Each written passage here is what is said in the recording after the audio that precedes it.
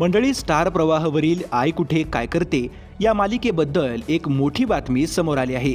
काय आहे ती बातमी ते जाणून घेऊया, पण त्यापूर्वी जर चॅनलवर नवीन असाल तर चॅनलला सबस्क्राइब नक्की करा। काही दिवसांपासून आई कुठे काय करते ही मालिका संपणार अशी चर्चा सोशल मीडियावर सुरू झाली, कारण स्टार प्रवाहनं अचानक एका नवीन मालिकेचा प्रोमो दाखवला आणि त्याची वेळ 7:30 असणार असं जाहीर केलं।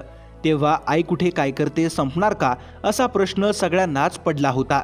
तसंच गेल्या काही दिवसांपासून मालिका TRP चार्टमध्ये देखील खाली आहे, त्यामुळे मालिकेचा शेवट होतो की काय अशी शंका सर्वांना आली। मात्र आता आई कुठे काय करते मालिकेच्या चाहत्यांसाठी आनंदाची बातमी आहे। मालिका संपणार नसून नव्या वेळेत प्रेक्षकांच्या भेटीला येणार आहे।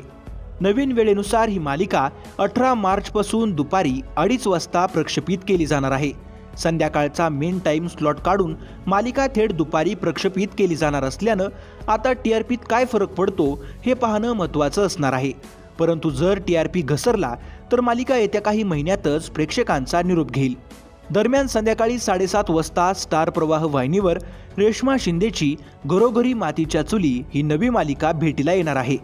तर मंडळी, तुम्ही आई कुठे काय करते ही मालिका पाहता का? त्या मालिकेबद्दल तुमचं काय मत आहे ते कमेंट करून नक्की कळवा आणि व्हिडिओ आवडल्यास लाईक करायला विसरू नका।